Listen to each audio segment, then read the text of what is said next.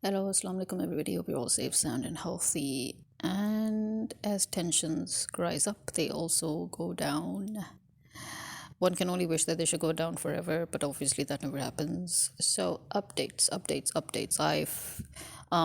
Yesterday they once again, the Sky Electric people once again did their deed. They sent a person who was not familiar with my system. That person just did the bare basics, not even that. He didn't even double check anything, he didn't test anything properly after replacing the card, you know, and he just went off his merry way.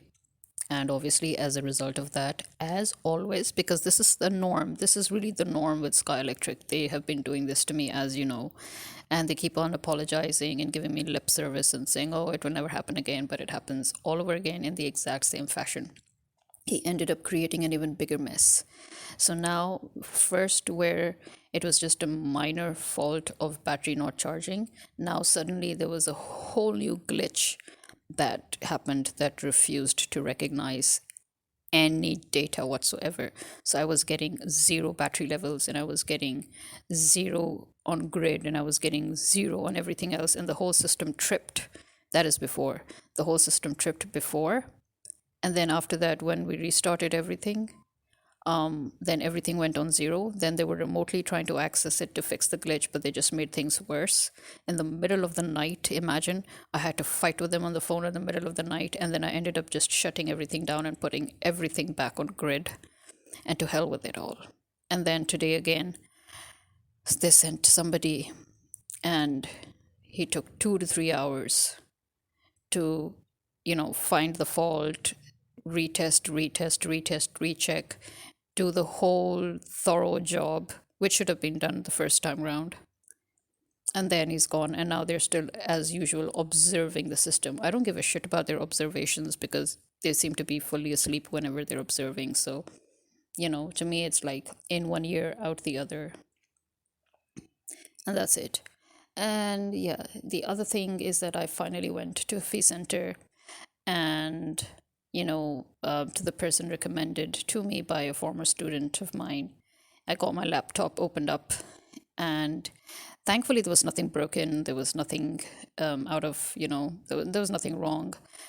First they thought that, they should replace the fan. I'm like, no, I'm not replacing anything. I want everything original as it is. Just let's clean it up, and I think that will do the trick. So yeah, we cleaned everything. They cleaned everything up, then added another RAM to the laptop, which again we came out to discussing the same thing that I've talked about before. The fact that nowadays they do not make laptops and devices as they used to. Imagine there was no slot for an additional RAM. I mean, how stupid have these people become?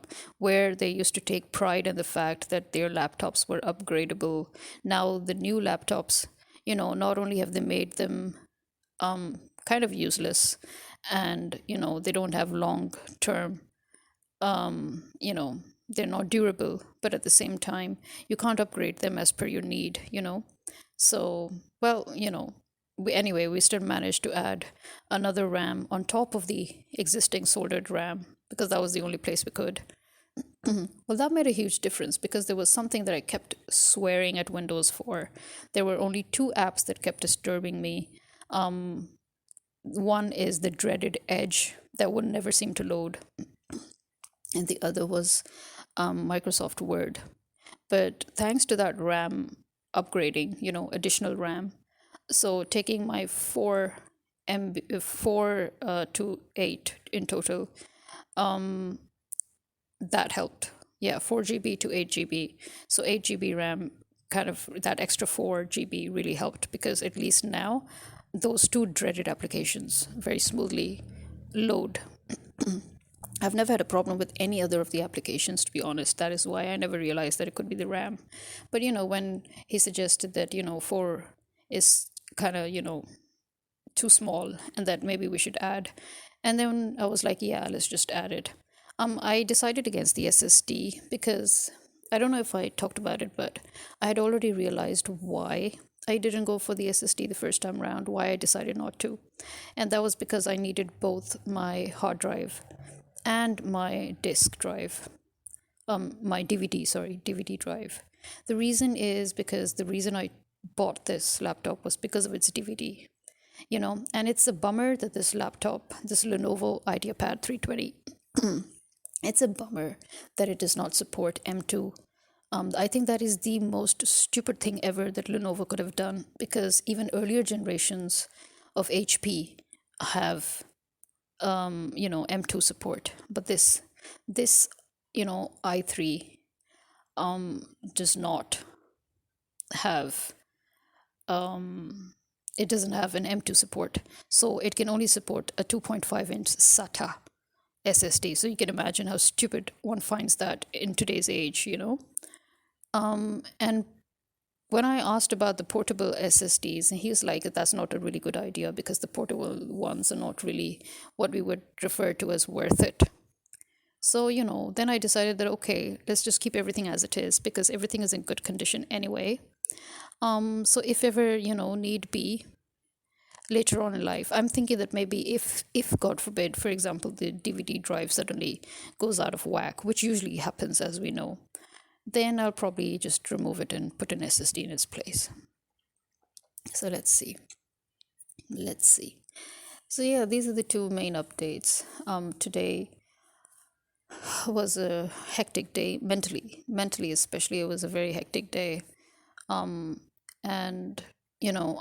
at the moment I'm pretty exhausted. My back is sort of hurting. It's giving me those sudden pains, those sudden sharp pangs, but that's stopped now. It's just, yeah. The thing I hate the most is when I am given tension for no reason. Especially as I said before, that I've kind of made my life so simple, and I've always wanted to keep my life so simple that I should not have any unnecessary tensions, because the necessary ones are more than enough. But as God would have it, I'm living in a country that's the very embodiment of unnecessary tensions. And then I'm surrounded by people who represent that very, again, the very core definition of unnecessary tensions. So if only people would just do their jobs properly, diligently, if only people would stop talking too much and actually get the job done, life would be so much easier. But here we are. Still, keeping in mind how things are all over the world, I guess one should just try to, I don't know, actually, in fact, thinking about how things are all over the world can make one feel even worse. But yeah. But yeah, I mean that's how today was. And as I said, people keep on talking about Imran Khan, that, oh, even in jail he's gaining victory, and I will repeat the same thing I've repeated before. This is not a victory unless he's out. I'm sorry. I understand his victories, but I also understand that people need to understand. In fact, people do understand that he needs to be out and about. Okay. Because the Islamabad High Court did its deed, which we all expected from it. I don't know, only a fool would expect the Islamabad High Court to do anything right, because that is the main culprit behind everything. And they have just proved themselves yet again by rejecting Imran Khan's appeal. So, there it all goes out the window again. And yeah, I don't see. I think that Pakistan has been totally raped, left, right, and center, by the American minions. And to be very honest, the future is very bleak. All over the world, the future is very bleak because America is just pushing the world towards war. America and Israel, they are, and Britain, obviously, these three, they want a world war. They have been inciting countries against each other. They have been deliberately, creating wars between countries because they want a world war.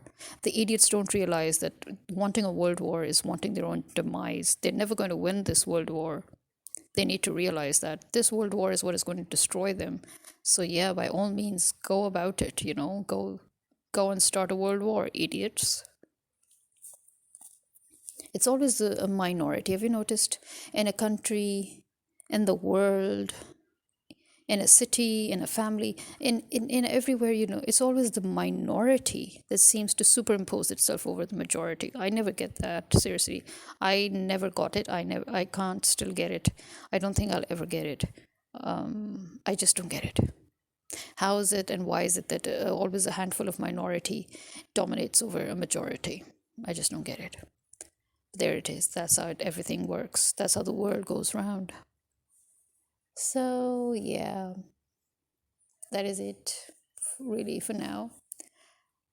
And did I tell you that I actually finally managed to get my toads, my gambling toads, a veritable display box? These were actually a gift given to me by a friend. He was a very good friend and a class fellow. And we were pretty close. We were very good friends. And so on my birthday, this is like over 20 years ago, when we were in masters, when we were still students, he gave me this, you know, uh, this set of gambling toads. It's a really nice, very funny, amusing, sort of interesting thing. So you have this steel chairs on which you have four toads that you make to sit on them, and they're holding their cards. And then there's this lily pad. I think it's a lily pad, right? Um, that is placed on top of a steel table. Every piece is separate. The toads are separate. The lily pad is separate. The furniture is separate, obviously. So then I put the chairs, and then I sat the toads on them, and then I sat the lily pad on top of the table, on which are the money and cards. And so finally, I finally did something about it. Before, actually, the same friend helped me make a small wooden sort of a frame for them. But I wanted something more concrete, something that could save them from dust and all that. So yeah, I finally got this custom made acrylic display box. And I put them in it, and I've covered them, as in, it has a cover. The box has a cover. So yeah, it's all, it's like glass. I think it's not acrylic, it's maybe glass. I thought it was acrylic, but anyway, same difference. Who cares? But yeah, I finally did something with that. And that reminds me that actually tomorrow is my birthday. It's a separate issue that I tend to forget. Or even if I do remember, I don't care, because I actually do not like celebrating my birthday. I don't celebrate it. And I prefer that it's forgotten, because let's just put it this way. This is not the best day of my life. If anything, it's a reminder of all the bad things. It's a reminder of the fact that I'm alive and I'm here.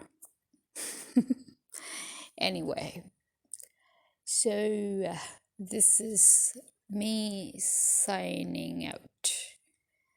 And may you all have a lovely lovely time. Happy holidays. Oh, by the way, again, if I didn't mention this before, my books are on Smashwords. Smashwords is having its annual end of the year sale, which means it's a huge sale where you get to stack up on loads and loads of books. Those of you who have already bought my books, you can buy them again as gifts for others. Those of you who have gotten gifts from me would know that it's very easy, actually. You just get the books. My books, as I said, are the Mist Stage 1 and Stage 2 are free at the moment, starting from 15, sorry. So the sale starts on the 15th of this month, and it ends on the 1st of January. And during this time, the Mist Stage 1 and Stage 2, they're two separate volumes, are free. They're going to be free. And a novel, the latest book, is going to be 75% off, which means it will be about 99 cents. And the bundle, the Mist series bundle, where you get both the volumes together as one, that is also for 75% off. So happy reading, and please do leave your feedback, because I think you may not have any idea, but this is an extremely important this is very important for writers like us, like me. And it's also, the best way to show your support for a writer that you like, without spending a penny, seriously. It doesn't cost you anything to give a feedback or review of the books, especially if you like them. So that would be most appreciated. And yeah, happy reading, and do share with others about the Smashwords annual sale. I mean, apart from my books, you will have loads and loads and loads of books. And for Pakistani readers, especially, the reason I recommend Smashwords is, unlike Kindle, Smashwords is very, very user friendly.